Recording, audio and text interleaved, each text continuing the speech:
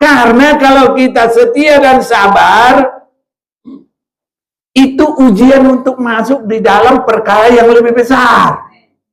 Iya benar, nanti kita buktikan di sini. Jadi ketika Yesus mendengar kabar itu, kabar apa itu? Sakitnya Lazarus. Ia berkata penyakit itu tidak akan membawa kematian, tapi akan menyatakan kemuliaan Allah, sebab oleh penyakit itu Allah, anak Allah akan dimuliakan. Kalau kita sabar, haleluya. Karena apa? Seandainya begitu sakit, Yesus langsung datang, apa yang terjadi? Sembuh saja.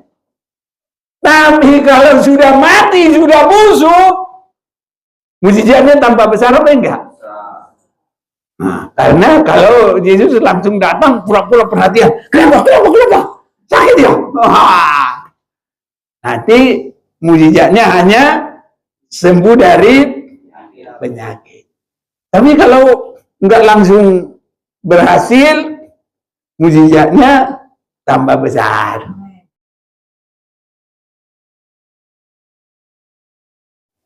Kita sangat bersyukur, berterima kasih.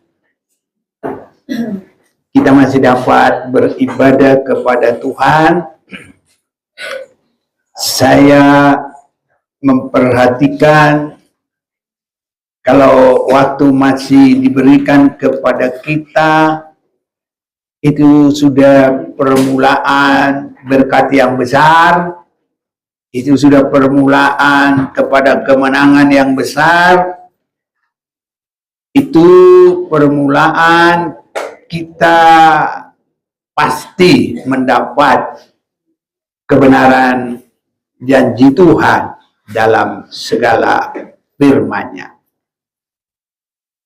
Kita akan melihat apa yang menjadi kehendak Tuhan dalam kehidupan kita. Saya mau membaca atau mengajak kita melihat kebenaran firman dari kitab Wahyu, kitab yang terakhir bagi kita, yang kita yakini di dalam Alkitab kita.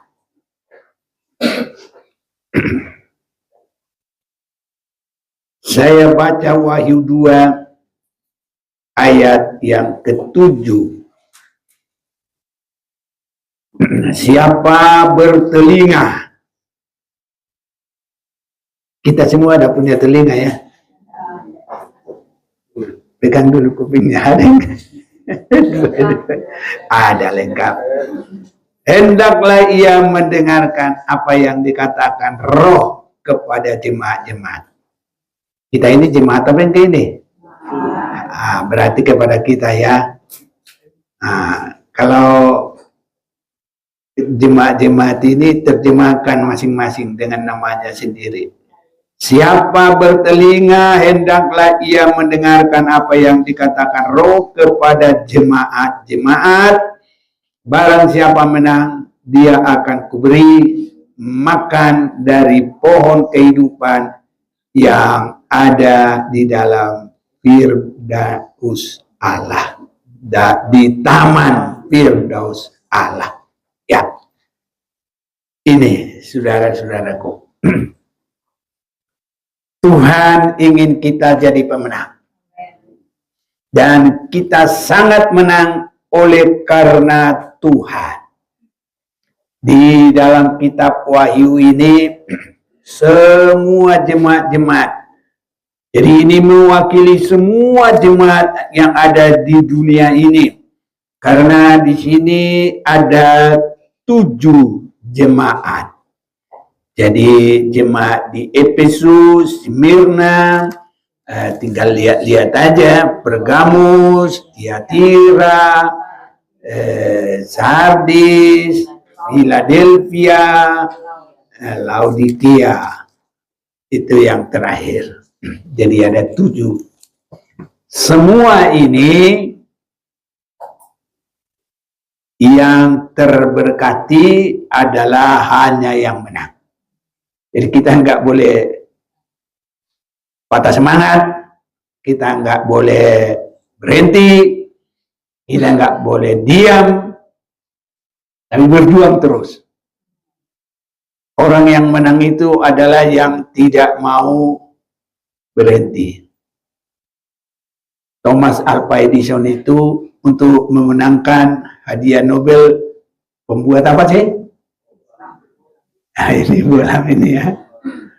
Dia nggak mau berhenti. Berapa kali dia eksperimen? 1000 kali. Saudara, apa-apa kerjaannya baru 2 kali mungkin udah bosan ya, udah berhenti. Belum 10 kali, belum 200. Kalau Thomas Alva Edison, waduh, saya juga, saya pikir angkat tangan saya kalau benar-benar kita renungkan 1000 kali percobaan. Iya kan?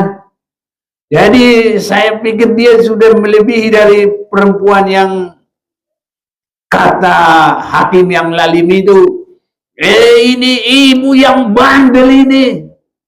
Tapi daripada saya nanti dikeluar sama dia apa itu? Kalau baca suatu bidadari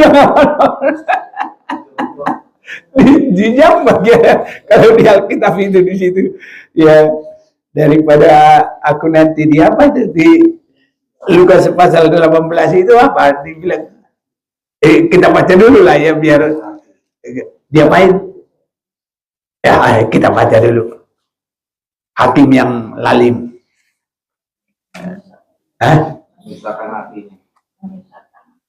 Oh, daripada dia menyusahkan terus ya kan, karena dia selalu ngomong menangkanlah perkaraku, menangkanlah perkaraku. Saya pikir Thomas Alva Edison masih lebih tegar lagi dia, nggak gampang putus asa. Haleluya, berjuang terus.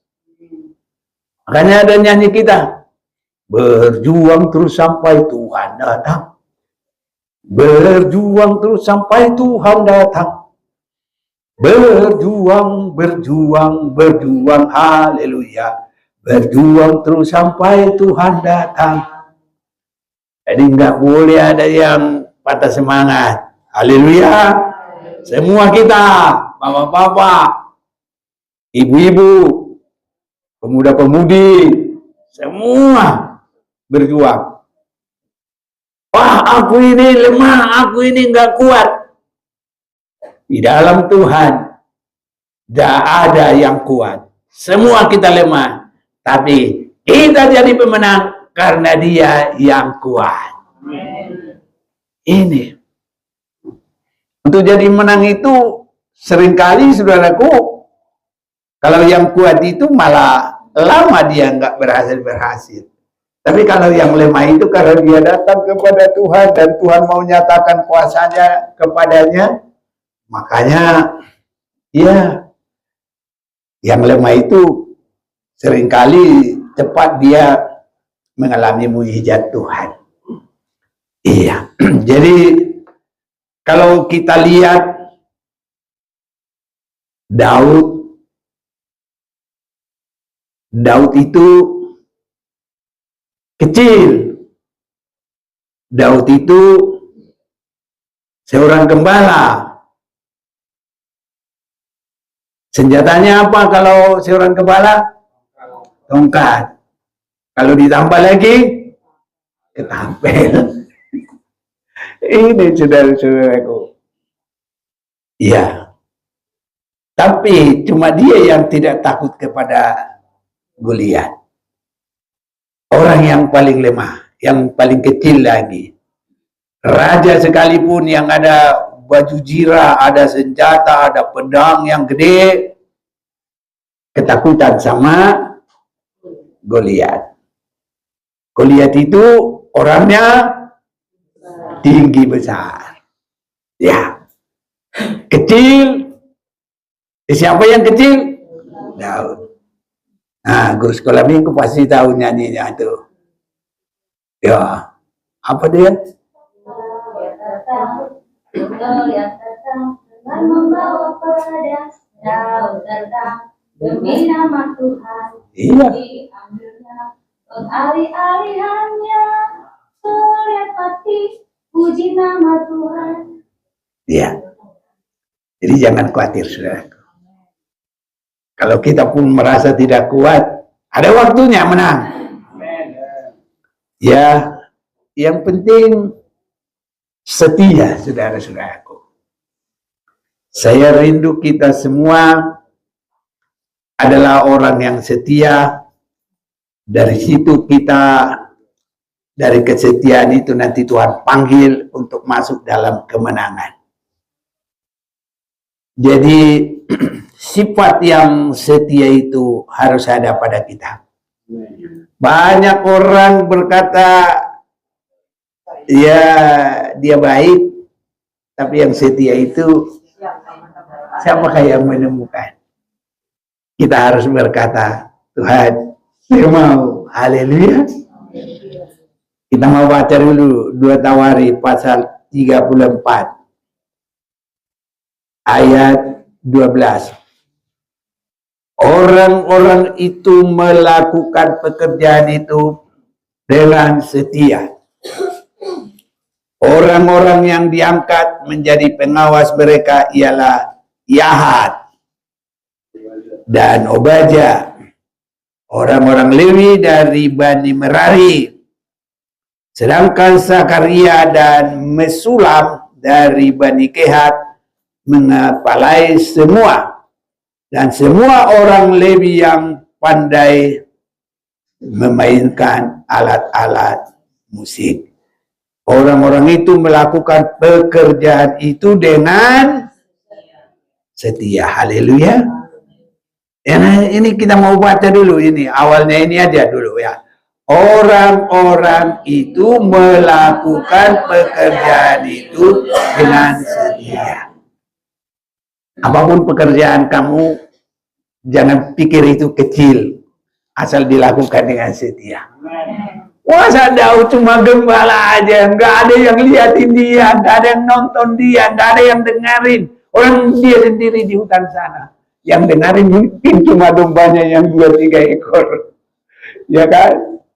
Tapi kalau waktunya Tuhan mau berikan kemenangan bagi dia, sekecil apapun dia, seterasing apapun dia, sunyi sepi, hanya jangkrik-jangkrik dengan mungkin serigala dia di situ bunyi, gitu kali ya, itu aja.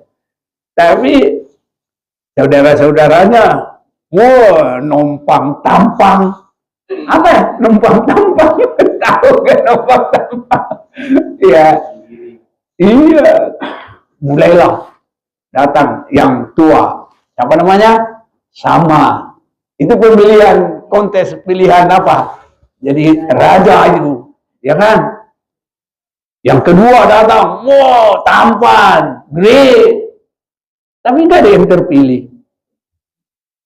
Tapi satu yang setia ini, walaupun dia di hutan, itu dipilih Tuhan dan menjadi pemenang. Makanya jangan raja. Wah, aku ini kecil, aku nggak bisa. Tuhan yang bisa. Ya Tuhan yang bikin kita bisa. Iya, memang kita ini mau apa? Nggak ada. Kita lahir aja nggak ada giginya satu pun. Kita suruh gigit-gigit, mau gigit apa? Nggak ada giginya. Iya.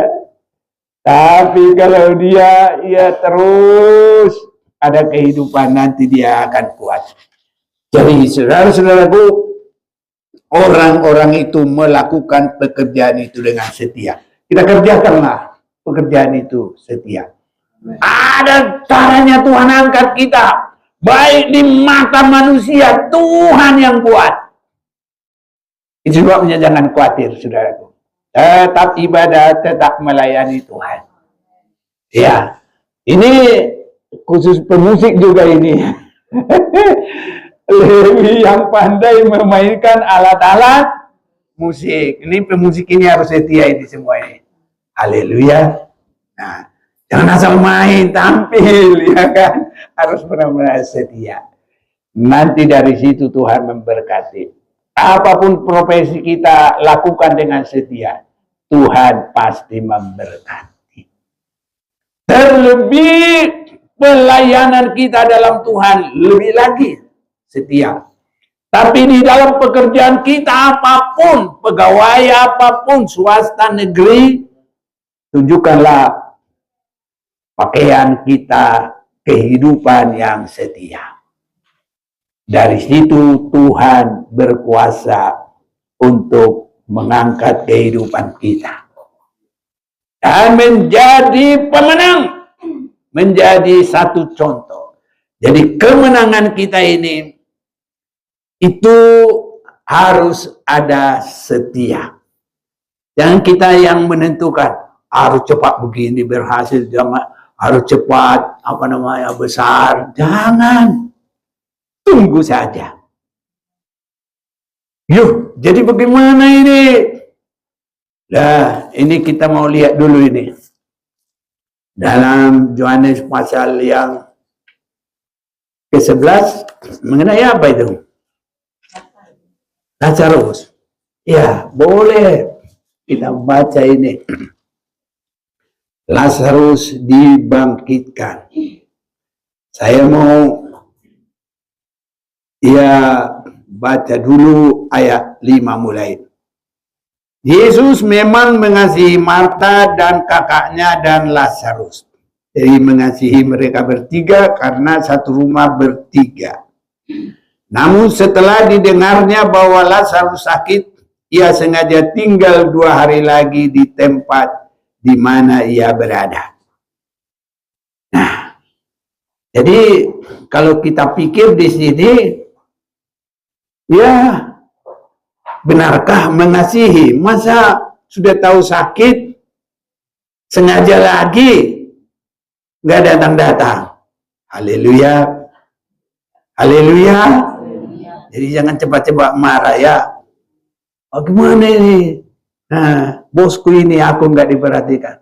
Bagaimana ini suamiku ini? Bagaimana istriku ini? Ya sudahlah, setia sajalah. Haleluya. Berani dia ini? Karena kalau kita setia dan sabar, itu ujian untuk masuk di dalam perkara yang lebih besar. Iya benar, nanti kita buktikan di sini. Jadi, ketika Yesus mendengar kabar itu, kabar apa itu? Sakitnya Lazarus. Ia berkata penyakit itu tidak akan membawa kematian, tapi akan menyatakan kemuliaan Allah, sebab oleh penyakit itu Allah, anak Allah akan dimuliakan. Kalau kita sabar, haleluya. Karena apa? Seandainya begitu sakit, Yesus langsung datang, apa yang terjadi? Sembuh saja. Tapi kalau sudah mati, sudah busuk, mujizatnya tambah besar apa enggak? Nah, karena kalau Yesus langsung datang, pura-pura perhatian. Kenapa? Sakit ya? Nanti mujizatnya hanya sembuh dari penyakit. Tapi kalau enggak langsung berhasil, mujizatnya tambah besar. Haleluya. Jadi ingat, kalau bunga uang di bank, nah, ini bukan ngajarin apa namanya, bank keliling, bukan itu maksudnya. Tambah lama, uangnya tambah banyak enggak? Enggak dong, kalau ditabung, tambah banyak lah. Karena sekarang ini 1 bulan, 1 tahun 3%. 3% apa 3,5? Aku tahu-tahuan aja. Iya, tahu-tahuan aja. Jadi dihitung per tahun 3,5, per bulan ya hitung aja, bagi 100 ya. Gitu kan ya? Hah? Iya, bagi per tahun itu bagi 12. Iya, gitu. Jadi kalau 3 bagi 12 seperempat. Banyak ya? Eh? 0,25. Oh iya, ya pokoknya begitu lah. Iya. Jadi kalau makin lama, itu makin banyak duitnya. Jadi jangan cepat-cepat buru-buru marah-marah. Haleluya. Yesus sengaja tidak mau datang. Haleluya. Tunggu sampai mati. Bahkan sudah busuk. Tapi bagi Tuhan tidak ada yang mustahil. Apapun persoalan itu, karena Yesus sudah berkata, akulah kebangkitan dan hidup. Barang siapa yang percaya kepadaku tidak akan mati, tapi dia akan hidup. Begitu ya, Yohanes 11 ayat 25. Saya selalu ingat itu, karena dulu waktu ngubur orang mati, nggak pakai lampu, kata orang, wah, lagi hidupnya bikin susah, mati aja bikin susah. Jadi, hujan, nggak bisa pegang Alkitab. Makanya harus ada Alkitab dalam hati. Jadi, langsung saya berkhotbah. Demikian Yohanes 11 ayat 25. Yesus berkata, aku adalah kebangkitan dan hidup. Barang siapa percaya kepadaku, tidak akan mati. Saya terangkan sedikit-sedikit, kiranya kita semua dikuatkan oleh Tuhan. Ambil pacul, cok, selesai, kubur. Gitu. Jadi, saudara-saudaraku, kadangkala kita tidak langsung seperti apa yang kita inginkan. Tunggu cara Tuhan, tapi cara Tuhan pasti yang terbaik. Dan cara Tuhan itu bukan perkara yang kecil. Tuhan membuat supaya terjadi perkara yang ajaib, yang tidak dapat dipikirkan oleh manusia. Haleluya. Karena Tuhan memberikan yang terbaik bagi orang yang mengasihi Dia. Mengasihi Dia itu tekun, sungguh-sungguh, tidak langsung ciut, layu, tapi mereka akan terus setia. 1 Korintus 2 ayat 9. Ayo. 1 Korintus 2 ayat 9. Tetapi seperti ada tertulis, apa yang tidak pernah dilihat oleh mata, dan tidak pernah didengar oleh telinga, dan yang tidak pernah timbul di dalam hati manusia, semua yang disediakan Allah untuk mereka yang mengasihi Dia. Ya, pasti Tuhan akan berbuat. Kalau menurut pengertian daripada Marta, dia berkata gini, ayat 21. Maka kata Marta kepada Yesus, Tuhan, sekiranya engkau ada di sini, saudaraku pasti akan mati. Jadi hasilnya itu hanya sembuh dari penyakit. Tapi karena Tuhan Yesus sengaja lama-lamain, jadi hasilnya bagaimana? Orang mati dihidupkan, orang yang busuk jadi segar. Haleluya. Dia kan sudah busuk, udah 4 hari. Iya. Jadi, saudara-saudaraku, jangan ukuran kita seperti Marta ini. Memang, saudara-saudaraku, siapakah Marta ini? Yang tidak mengutamakan Tuhan. Marta ini yang hanya mengutamakan kesibukan di dapur. Walaupun itu, ya ini untuk minumnya Tuhan. Bukan begitu, saudaraku. Sedia terus bagaimana kebenaran firman Tuhan.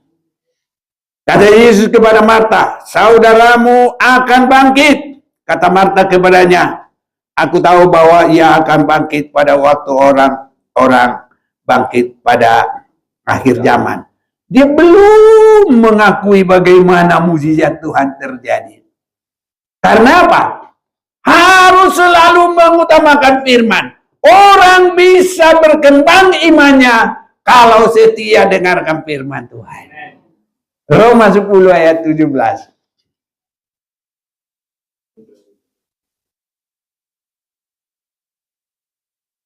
Ya, siapa bacalah. Roma 10 ayat 17. Jadi iman timbul dari pendengaran dan pendengaran oleh firman Kristus. Haleluya. Semuanya kita biar dibentuk oleh Tuhan. Taat, teguh, setia, pasti Tuhan berkati. Ini saudara-saudaraku. Dan nanti berkat kita kalau taat, sabar. Dalam Yakobus disebutkan kesabarannya siapa? Petani. Kesabarannya siapa lagi? Ayub. Sabar. Haleluya saudaraku. Ya. Gak usah kita namanya si sabar. Tabiatnya yang sabar. Haleluya. Nanti kalau semuanya si sabar, jemaat Maranatha semua namanya si sabar. Berapa orang? Ada 70 orang. Tapi kalau tabiatnya sabar, oh, haleluya. Amin saudaraku. Jangan cepat-cepat tergopo-gopo. Jangan cepat-cepat takut. Kalau orang sudah setia dengan firman Tuhan, imannya bertumbuh, berkembang. Iman mengalahkan segalanya. Dan kita benar-benar menjadi pemenang, saudaraku. Nah, hanya kita akan lihat semua kemenangan ini boleh menjadi milik kita. Tapi di dalam kitab Wahyu pasal 2 dengan pasal 3, kemenangan itu harus semakin terarah. Karena kalau masalah selesai itu semua baik, diberkati Tuhan itu semua baik, Tuhan bukakan pintu surga tentang hal perkara-perkara yang kita butuhkan, kebutuhan di dunia ini itu baik. Tetapi saudara-saudaraku, kita akan lihat di sini dalam Wahyu pasal yang kedua ini, kemenangan yang pertama, siapa bertelinga hendaklah ia mendengarkan apa yang dikatakan Roh kepada jemaat-jemaat. Ini ayat 7 yang saya baca. Barang siapa menang, dia akan kuberikan makan dari pohon kehidupan yang ada di Taman Firdaus Allah. Ini kemenangan yang pertama dalam Alkitab yang Tuhan tekankan. Karena kemenangan itu ada dari kemenangan kepada kemenangan terus. Tapi kemenangan akhir kita harus sampai pohon kehidupan yang ada di Taman Firdaus Allah. Taman Firdaus Allah untuk memasuki dunia itu tempat Adam dan Hawa. Haleluya. Tapi Taman Firdaus kemana kita akan pergi nanti adalah permulaan untuk kita masuk di Yerusalem baru. Apa itu? Itulah kerajaan 1000 tahun. Kenapa disebut Firdaus? Karena di situ Tuhan sudah jamin semuanya. Dan itu dipraktekkan 1000 tahun lamanya. Jadi kalau ada umur orang panjang, ya itu yang terpanjang. Makanya semoga kita semua ada nanti di sana. Itu masih kita bisa merasakan, ya, tubuh ini. Masih. Ya, ini saudara-saudaraku. Hanya, ya, tubuh yang baru. Jadi semua di situ sudah dilengkapi. Ada di situ pemeliharaan yang dari Tuhan. Inilah saudara-saudaraku, dan kalau kita di situ tidak akan jatuh lagi. Dan kita sudah baca di dalam Petrus itu ketekunan, kesetiaan kita untuk itu, itulah kalau kita bertumbuh dalam kerohanian. Ya. Dalam 2 Petrus pasal yang pertama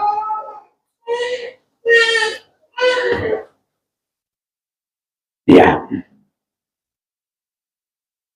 Saya akan baca mulai ayat 3. Karena kuasa ilahinya telah menganugerahkan kepada kita segala sesuatu yang berguna untuk hidup yang saleh oleh pengenalan kita akan Dia. Dalam Yakobus tadi siapa yang disebut saleh, atau di dalam Ayub yang disebut saleh adalah Ayub sendiri. Dia saleh, dia takut akan Tuhan yang telah memanggil kita oleh kuasanya yang mulia dan ajaib. Jadi ya Ayub ini saleh, itu dia sabar, tekun. Makanya saudaraku tadi seperti Marta, dia tidak sabaran. Yesus, seandainya kamu di sini, ini saudaraku nggak mati katanya. Ya Tuhan atur, pasti jalan Tuhan yang terbaik. Dan jalan Tuhan supaya nama Tuhan semakin dimuliakan, itu membutuhkan ketekunan dan kesabaran dan kesalehan. Nah, itu sebabnya sabar semua ya. Gak usah namanya si sabar, gak usah. Yang penting kita jangan gerusuk-gerusuk. Harus tekun, harus setia, harus sabar. Haleluya, saudaraku. Amin. Haleluya. Dengan jalan itu ia telah menganugerahkan kepada kita janji-janji yang berharga dan yang sangat besar. Kalau semakin janji dan mukjizat itu besar, mari semakin mengasihi Tuhan. Karena Tuhan memberikan itu kepada yang mengasihi Dia. Apa yang tidak pernah dilihat oleh mata, tidak terpikirkan, itu Tuhan buat bagi orang yang mengasihi Dia. Mengasihi Tuhan itu ada sabar, ada saleh, ada tekun, ada sungguh-sungguh. Itu mengasihi Tuhan. Ya. Jadi kamu boleh mengambil bagian dalam kodrat ilahi. Ini saudaraku, kodrat ilahi di mana itu yang ada, yang sangat nyata, itu ada di dalam Yesus Kristus. Kita baca dulu ya Kolose pasal yang pertama. Dalam Kolose pasal yang pertama ayat yang ke-15, ia adalah gambar Allah yang tidak kelihatan, yang sulung lebih utama dari segala yang diciptakan. Karena di dalam Dialah diciptakan segala sesuatu yang ada di surga dan yang ada di bumi, yang kelihatan dan yang tidak kelihatan, baik singgasana maupun kerajaan, baik pemerintah maupun penguasa, segala sesuatu diciptakan oleh Dia dan untuk Dia. Ada yang bantu baca? Bantu langsung. Ia ada terlebih dahulu Ya. dari segala sesuatu dan segala sesuatu ada di dalam Dia. Ialah kepala tubuh, yaitu jemaat. Ialah yang sulung, yang pertama bangkit dari antara orang mati, sehingga ia yang telah utama dalam segala sesuatu. Karena seluruh kepenuhan Allah berkenan diam di dalam Dia, dan oleh Dialah ia memperdamaikan segala sesuatu dengan dirinya, Iya, sudah. baik yang ada di bumi maupun yang ada di surga, sesudah ia mengadakan pendamaian oleh darah salib Kristus. Iya. Jadi ayat 19, karena seluruh kepenuhan Allah berkenan diam di dalam Yesus. Dia adalah kodrat ilahi yang kepadanya nanti kita semua akan sama. Itu pasti terjadi. Jadi kalau itu supaya terjadi, belajar kepada kesabaran Yesus. Setiap kita yang diberkati Tuhan harus masuk dalam kodrat ilahi yang ada contohnya di dalam Yesus. Itu sebabnya Filipi 2 ayat 5. Apa itu katanya? Coba deh. baca lagi. Filipi 2 ayat 5. Dia. Hendaklah kamu dalam hidupmu bersama menaruh pikiran dan perasaan yang terdapat juga dalam Kristus Yesus. Haleluya, saudaraku. Renungkan terus ya. Kita ini harus, kalau kita mau marah, apakah itu nanti saya keluar dari kodrat ilahi? Harus begitu. Kalau anak muda, kalau nanti mau diajak tawuran, apakah itu kodrat ilahi? Pernahkah Yesus tawuran? Gak pernah kan? Ya, kalau anak muda udah mulai berpikir mau kodrat ilahi, jangan ikut-ikutan. Haleluya. Iya, karena Yesus gak pernah tawuran. Dia selalu jadi contoh yang baik. Jadi semua ada di dalam Yesus, nanti kita semua seperti itu. Jadi itulah kodrat ilahi. Ada kesabaran, ada ketabahan, ada kesalehan. Dan yang terutama, dia tidak menganggap kesetaraannya dengan Allah, tapi dia sangat merendahkan dirinya. Haleluya. Wah, kalau begitu nanti kita semua udah mulai mengarah ke sana. Indah, saudaraku. Di rumah tangga indah, ya, di pekerjaan indah, dimanapun kita indah, sampai nanti orang-orang tertarik seperti Raja Firaun. Di manakah kita bisa mendapati orang yang seperti itu? Siapa itu? Yusuf. Karena padanya ada roh Allah. Iya, jadi dia ada kodrat ilahi itu. Nanti semua orang tertarik. Tapi kalau dilihat, aduh, ini orang nggak bisa dipercaya. Saya juga kadang-kadang senang juga lihat cerita-cerita apa itu ya. Yang cerita-cerita ini, kadang mau cari kerja, dijatuhin duitnya. Kalau langsung disembunyikan, matre, ini nanti udah langsung upkill. Tapi kalau diambil, dikembaliin, udah itu nanti. Jadi nanti orang-orang bilang, loh kapan kita interview? Udah selesai. Loh kapan? Ah, sudah. Nah, jadi siapa yang dipakai nanti adalah orang yang jujur. Haleluya. Ya gitu, saudaraku. Jadi kita orang langsung tahu nanti ada roh Allah dalam kita. Masa Raja Firaun juga tahu? Nah, padahal dia adalah orang yang bengis, orang kasar. Tapi orang yang kasar juga tahu kalau ada roh Allah dalam hidup seseorang. Jadi mungkin dia juga berkata begini, lihat di wajahnya dia ada kemuliaan Allah. Seperti nyanyian itu, kulihat di wajahmu kemuliaan Raja, ku kasihi kau dengan kasih Tuhan. Oh, kalau semua kita begitu ya. Kalau istrinya bersaksi, kulihat di wajah suamiku ada kemuliaan Tuhan. Jangan bilang kulihat setan. Karena suaminya marah-marah terus tiap apa. Dia pulang-pulang udah mukanya aja udah begini. Aduh, takut. Apalagi kalau enggak begitu, ya gini. Begitu. Jadi berotok giginya itu. Seram apa enggak? Itu adalah mukanya apa? Iya, preman lah. Perampok. Preman itu biar dia lihat gerem, bahasa Batak sangar, ya kan? Gitu dia. Oh, ini nanya begini-gini bunyi giginya. Nah, jadi kalau kita, saudaraku, harus sampai terlihat kemuliaan Raja. Jadi ada rendah hati seperti teladan Yesus, biar itu ada pada kita. Itu akan membawa kita kepada kemenangan, untuk membawa kita kepada pohon kehidupan yang ada di Taman Firdaus Allah.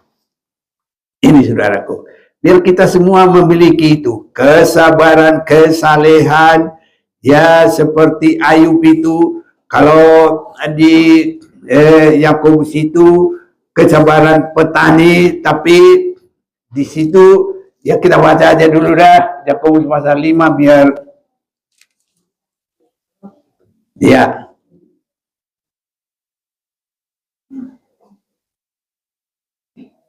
Siapa yang baca mulai? Ayat yang ketujuh, Ya. bersabar dalam penderitaan. Ya, Karena itu, saudara-saudara, bersabarlah sampai kepada kedatangan Tuhan. Sesungguhnya, petani menantikan hasil yang berharga dari tanahnya, dan ia sabar sampai telah turun hujan musim gugur dan hujan musim semi. Kamu juga harus bersabar dan harus meneguhkan hatimu, karena kedatangan Tuhan sudah dekat. Saudara-saudara, janganlah kamu bersungut-sungut dan saling mempersalahkan, supaya kamu jangan dihukum. Sesungguhnya hakim telah berdiri di ambang pintu. Saudara, turutilah teladan penderitaan dan kesabaran para nabi yang telah berbicara demi nama Tuhan. Sesungguhnya kami menyebut mereka berbahagia, yaitu mereka yang telah bertekun. Kamu telah mendengar tentang ketekunan Ayub, dan kamu telah tahu apa yang pada akhirnya disediakan Tuhan baginya, karena Tuhan Maha Penyayang dan penuh belas kasihan. baik. Jadi ini untuk kita menjadi pemenang. Kita bersabar, setia dan teguh kepada Tuhan.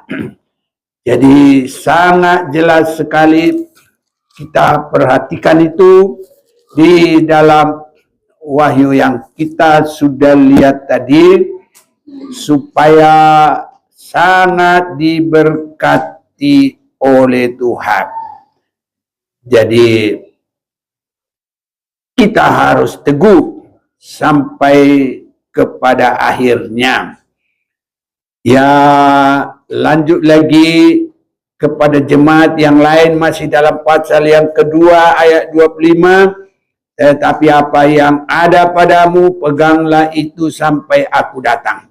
Apa yang ada pada kita harus ada ya. Dan barang siapa menang dan melakukan pekerjaanku sampai kesudahannya, kepadanya akan ku karuniakan kuasa atas bangsa-bangsa. Jadi kita harus teguh dan setia, ada di dalam kodrat ilahi, ada di dalam rendah hati, karena itu adalah bagian dari kodrat ilahi yang ada pada Yesus. Tadi kita sudah baca di dalam Filipi 2 ayat 5, saudara-saudaraku, itu akan membawa kita kepada berkat yang sangat besar. Jangan langsung takut, jangan langsung, ya harus menurut saya cepat. Nanti berkatnya kecil. Jadi kalau sabar berkatnya besar. Masa kita mau panen belum kuning langsung dipotong, nanti hasilnya baru separuh. Tapi kalau tunggu sampai kuning, itu katanya bernas. Bahasa Batak, ayo kon, porhis, palge. Haleluya. Jadi mau berkat besar, sabar. Haleluya. Jangan gerusuk-gerusuk. Aku harus cepat, mau dapat duit banyak. 4 digit. Itu nanti korupsi itu jadinya. Itu menjadi penjahat itu. Tapi kalau sabar semakin bagus. Dan Tuhan akan memberkati dengan luar biasa. Lihatlah apa yang terjadi. Kebangkitan daripada Lazarus. Sudah busuk pun Tuhan sanggup untuk menghidupkan. Tuhan Yesus memberkati kita. Mari kita mau datang kepada Tuhan.